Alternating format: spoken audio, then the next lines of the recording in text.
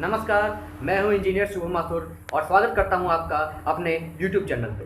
तो चलिए देखते हैं आज का क्वेश्चन कहां से आया है। आज का क्वेश्चन जो है रेशियो एंड प्रोपोर्शन से है। ठीक है, तो रेशियो एंड प्रोपोर्शन से है, तो रेशियो एंड प्रोपोर्शन में देखते हैं क्या दिया है क्वेश्चन। इसमें दिया है अगर P ratio Q equal to R ratio S equal to T ratio U की वैल्यू 2/3 है, तो ये पार्टिकुलर इक्वेशन दिया है MP plus NR plus OT by MQ plus NS plus OU, इसकी वैल्यू कितनी हो। ठीक है, तो अब ध्यान से देखिए इसमें क्या दिया है, P बाई क्यू इक्वल 2/3, इसी तरह R बाई S इक्वल 2/3 और इसी तरह T बाई U इक्वल 2/3, इतना दिया है।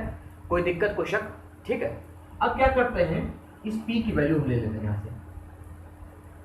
याद रखिए हमें ये पता करना है, हमें M एंड O की तो वैल्यू मालूम नहीं है, लेकिन यहाँ पे P R और T इसकी वैल्यू हमको मालूम है। ठीक है, P R और T यहाँ से अगर निकाल लें, या ध्यान देखिएगा यहाँ M एंड O की वैल्यू मालूम नहीं है, M एंड O दोनों में कॉमन है। क्यों P की वैल्यू मालूम कर रहे हैं, ये देखिए M एंड O की यहाँ पे वैल्यू कॉमन है, मतलब M एंड O इधर भी है, M एंड O इधर भी है, इधर P R T और Q S U।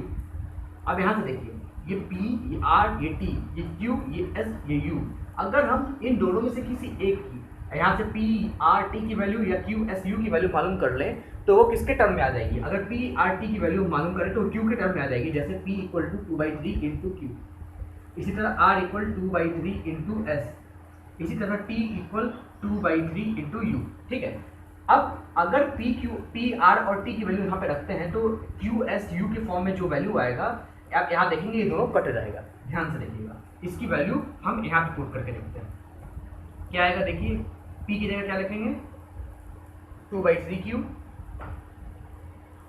इसी तरह N के R की जगह क्या लिखेंगे 2/3S,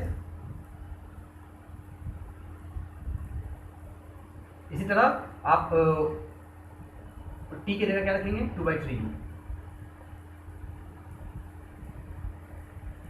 और बाई आप क्या कर दीजिए MQ plus NS plus OU। ठीक है, अब यहाँ से 2/3 कॉमन ले लें, 2/3 कॉमन आ जाएगा, MQ plus NS plus OU और by MQ plus NS plus OU, ये दोनों गया कैंसिल। ठीक है, तो यहाँ से आंसर क्या आया मेरा 2/3। ठीक है, इस तरह के क्वेश्चन इसी तरह सॉल्व होते हैं। आप देखिएगा यहाँ पे PRT था QSU था, तो यहाँ पे जो रिलेशन दिया था उसी का यूज करके हमने वैल्यू पता की है। ठीक है, चलिए ठीक है, ये तो एप्टीट्यूड का क्वेश्चन हुआ। चलिए देखते हैं कि रीजनिंग का क्वेश्चन। चलिए तो स्टूडेंट्स, चलिए अब हम रीजनिंग की बात करते हैं, देखते हैं क्वेश्चन कहाँ से आया है। जो क्वेश्चन है एनालॉजी टॉपिक से आया है। ठीक है, देखिए एनालॉजी में करना क्या होता है, हियर 2 वर्ड्स आर गिवन। यहाँ पे कोई मान लीजिए 2 वर्ड्स देते हैं, जैसे ये एग्जांपल लेते हैं, पहला कोई 2 वर्ड्स दिए जाते हैं, they are related to each other in some way, वो किसी ना किसी तरीके से एक दूसरे से रिलेटेड होते हैं। तो जैसा दिया वैसा क्वेश्चन करा के कोशिश करते हैं, आपको ये सारी चीज़ समझ में आ जाएगी। इसमें क्या है, इसमें 2 वर्ड्स दिए जाते हैं, न्यूज़ पेपर प्रेस जैसे दिया है, they are related to each other in some way, ये कुछ तरीके से रिलेटेड है। अब न्यूज़पेपर प्रेस, अब न्यूज़पेपर का छपता कहाँ है, प्रेस में छपता है। ठीक है, न्यूज़पेपर कहाँ छपता है, कहाँ छपता है, प्रेस में छपता है। ठीक है, उसी तरह क्लॉथ, क्लॉथ कहाँ बनता है, मिल में बनता है, टेलर के पास नहीं बनता, यहाँ तो एक स्टिच होती है, टेक्सटाइल के पास नहीं बनता, फाइबर के पास नहीं बनता, क्लॉथ बनता कहाँ है, मिल में। तो आंसर क्या होगा इसका, मिल। इसी तरीके का क्वेश्चन पता करना है। Here we have to find out the relation of given question and alternative which should be same related as given to us. ठीक है, अब जैसे मैंगो क्या है, एक फल है, फ्रूट है।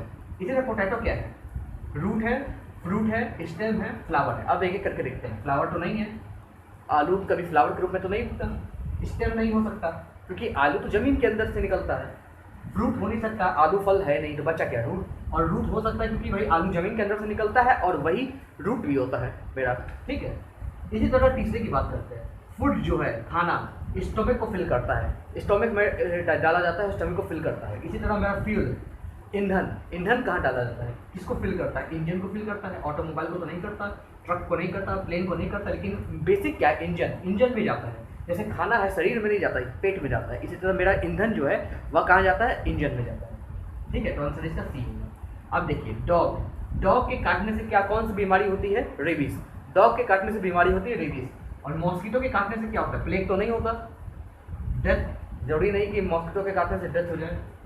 स्टिंग मतलब कि जैसे हनी बी के काटने से जो असर पड़ता है उसको स्टिंग कहते हैं। हाँ, मॉस्किटो काटने से मलेरिया अवश्य हो जाता है, तो इसका आंसर इस तरीके से होगा। ठीक है, ये बीमारी से रिलेशन है इसका। अब देखिए इंडिया, प्रेसिडेंट, स्टेट का क्या होगा? इंडिया का हेड कौन है? प्रेसिडेंट, मतलब अपने एक देश का हेड कौन होता है? प्रेसिडेंट। उसी तरह इंडिया में जो स्टेट है, उस पार्टिकुलर स्टेट का हेड कौन होता है? प्राइम मिनिस्टर नहीं होता, गवर्नर होता है। जैसे प्रेसिडेंट होता है भारत देश का, वैसे स्टेट में होता है गवर्नर, और गवर्नर जो है प्रेसिडेंट का ही प्रतिनिधि होता है। ठीक है, चीफ मिनिस्टर नहीं होता, मेयर नहीं होता। ठीक है, तो आंसर इसका क्या होगा? गवर्नर। तो एनालॉजी में इसी तरीके के क्वेश्चन आते हैं, आपको कोई ना कोई रिलेशन ढूंढना पड़ेगा और उस रिलेशन के आधार पर जो भी क्वेश्चन पूछा होगा उसका अल्टरनेटिव के साथ यानी ऑप्शन के साथ उसका आपको मिलान करके आपको आंसर बताना होगा कि क्या रिलेशन एग्जिस्ट कर सकता है। तो उम्मीद है आपको ये लेक्चर पसंद आया होगा। तो आपको लेक्चर पसंद आया तो मेरे लेक्चर को लाइक कीजिए, मेरे लेक्चर को सब्सक्राइब कीजिए और मेरे वीडियो को शेयर कीजिएगा। और मेरे चैनल को, जो कि इंजीनियर शुभम माथुर नाम से चैनल है, उसको आप प्लीज़ उसको सब्सक्राइब कीजिए और शेयर कीजिए, जिससे और लोगों तक ये सारी चीज़ें, ये जितने भी मेरे कॉन्सेप्ट्स हैं, जितने भी नए नए क्वेश्चंस हैं, वो सारी चीज़ें आप तक पहुंच पाएँ, दूसरे लोग तक पहुंच पाएँ, जिससे उनकी सॉल्व करने की कैपेबिलिटी बढ़ पाए और वे अच्छे से और बढ़िया तरीके से अपने कॉन्सेप्ट को क्लियर कर पाएँ। ठीक है, चलिए अगले वीडियो में मिलेंगे कल नए क्वेश्चन नए कॉन्सेप्ट के साथ। ठीक है, चलिए नमस्कार।